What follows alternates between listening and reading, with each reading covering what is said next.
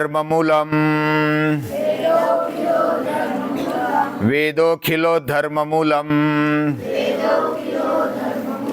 स्मृतिशीले च तद्विदाम् स्मृतिशीले च तद्विदाम् आचारश्चैव साधूनाम् आचारश्चैव साधूनाम् आत्मनस्तुष्टिरेव च आत्मनस्तुष्टिरेव च।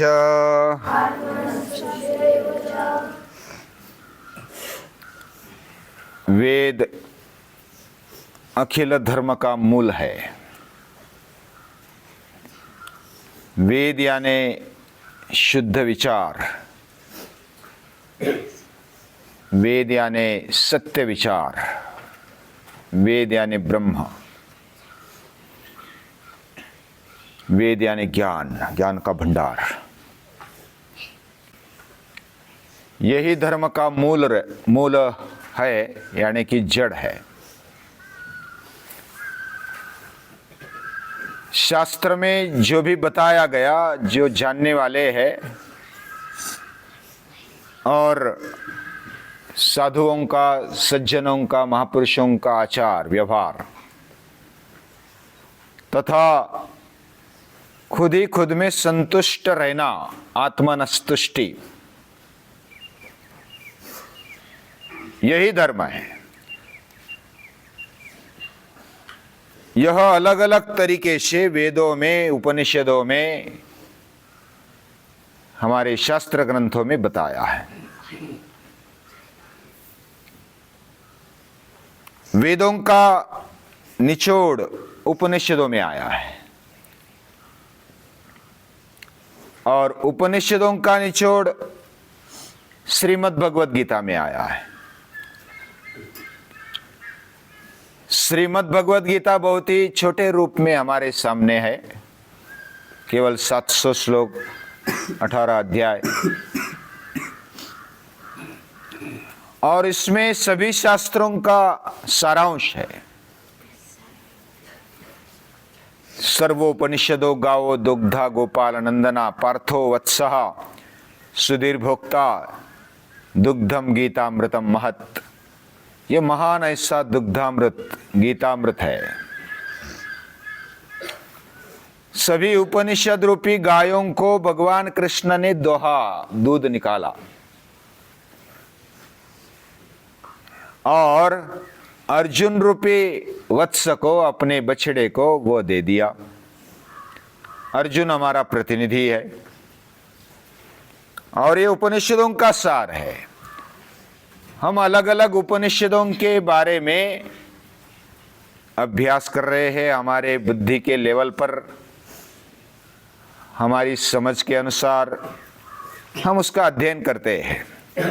हर कोई अध्ययन करना चाहता है, हम भी कर रहे हैं, करना चाहते भी है। लेकिन उसमें जो बताया है वह जब कहानी रूप में आता है, कथा रूप में आता है, तो हमें आनंद आता है। वो समझने में भी आसान होता है।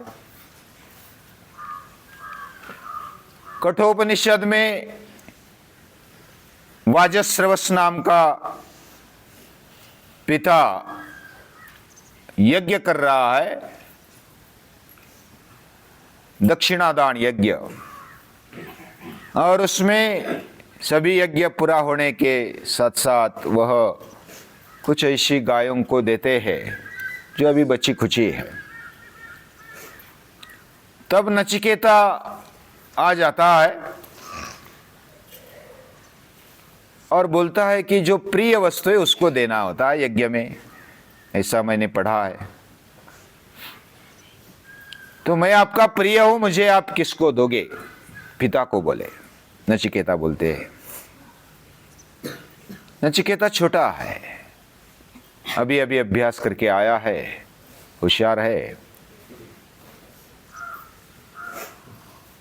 और नचिकेता जब ऐसे पूछता है तो पिता क्रोधित हो जाते कि ऐसे कैसे पूछा। और अंत में हमें सभी को यम के पास ही जाना है, ऐसा सोचकर पिताजी बोलते हैं कि तुझे मुझे यम को देना है, यम को दान देना है। यम यानी साक्षात मृत्यु। सभी मृत्यु के पास जाते हैं। तो नचिकेता को लगा कि ठीक है, यमराज के पास जाते, खुद जाते, अभी दान ही दिया है, देना ही है, तो मैं खुद जाऊंगा। ऐसा सोच करके मृत्यु के द्वार में खुद चलकर जाते हैं। खुद चलने वाला, खुद मृत्यु का सामना करने वाला बहुत विरल होता है। थोड़ा सा भी लगा तो हम रोते हैं। हमें ऐसा लगता है कि मेरे जीवन में कितना दुख है, लेकिन साक्षात मृत्यु का सामना करने वाला, मृत्यु के द्वार तक जाने वाला नचिकेता, ये विरल है। बहुत ही कम ऐसे लोग होते हैं जो मृत्यु का सामना करते हैं। जैसे पृथ्वीराज चौहान है, महाराणा प्रताप है, शिवाजी महाराज है, संभाजी महाराज है, भगत सिंह है, मृत्यु का सामना करते हैं। तो नचिकेता मृत्यु का सामना करने के लिए चले जाते हैं यमराज के पास। वह तो खुद समर्पित होने के लिए, दान दिया है तो बस उनको सुपुर्द किया जाए, इसके लिए वो जाता है। तब यमराज बाहर जाते, बाहर गए हुए होते 3 दिन, और उधर उनकी जो यमराज की धर्म पत्नी होती, वो तो पूछती तो है कौन आया है, लेकिन अभी 3 दिन के बाद आएगा, बाद में आ जाओ, और फटाक से द्वार बंद कर लेती है। 3 दिन तक भूखा प्यासा नचिकेता वही ठहरता है। जब यमराज को पता चलता है कि अरे ये छोटा बालक मेरे घर में भूखा प्यासा रहा, 3 दिन रहा, तो यमराज को भी दुख हुआ, मृत्यु को भी दुख होता है। तो उनको दुख हुआ कि मेरे प्रसन्नता के लिए, मेरा दुख हल्का करने के लिए तू 3 वर मांग ले। नचिकेता भी बोलता है कि मैं तो मांगने के लिए नहीं आया हूं, मैं तो बस समर्पित होने के लिए आया हूं। मुझे लेना नहीं है, मैं अपने आप को देने के लिए आया हूं। आप भूखे भी रखेंगे, प्यासा भी रखेंगे तो भी मुझे कोई दिक्कत नहीं है, इतना शांत और स्थिर है। फिर भी नचिकेता को आग्रह करते यमराज कि तू मांग ले, मुझे अच्छा नहीं लगेगा। इस कहानी को सविस्तर बाद में देखेंगे, लेकिन यमराज फिर उसकी परीक्षा करते कि तू मांग ले। वो मांगता है कि मुझे आत्मज्ञान चाहिए, मुझे ब्रह्म ज्ञान चाहिए। तू अभी छोटा है, तुझे मैं खिलौने देता हूं, तुझे मैं दंड देता हूं, तुझे मैं दीर्घायुष्य देता हूं, तुझे मैं राज्य देता हूं, तीनों लोगों का राज्य देता हूं, लेकिन तू ये वर मत मांग। तो इस प्रकार परीक्षा लेते हुए यमराज, और किसी को भी आत्मज्ञान नहीं मिलता, नायमात्मा बलहीनेन लभ्य, ये कठोपनिषद में ही कहा गया है।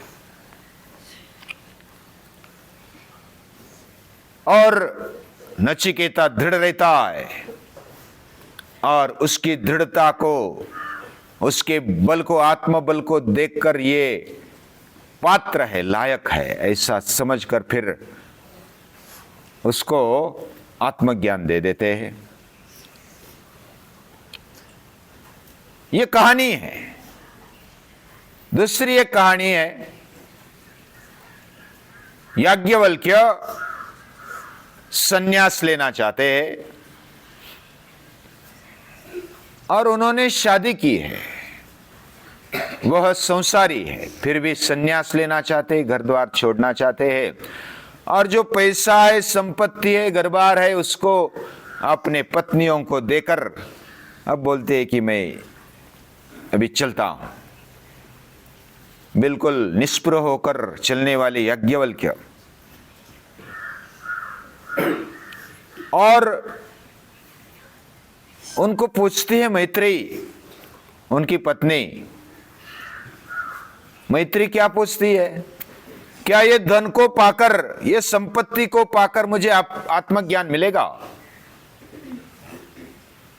तो याज्ञवल्क्य बोलते हैं कि तुझे आत्मज्ञान नहीं मिलेगा, ये धन संपत्ति से नहीं मिलेगा।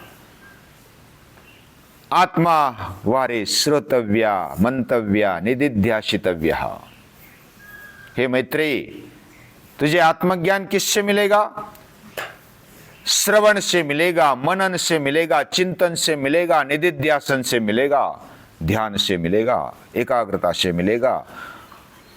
अपने इंद्रियों को, मन को उल्टा बाह्य विषयों में न अटका करके जब आप अंदर की ओर उसको मोड़ेगी, तब तुझे आत्मज्ञान मिलेगा। और ये मिलना भी बलहीन आदमी का काम नहीं, व्यक्ति का काम नहीं। दृढ़ निश्चय होना चाहिए, मन से, बुद्धि से मजबूत और प्रगल्भ होना चाहिए। ऐसे व्यक्ति को आत्मज्ञान मिलने की संभावना रहती है।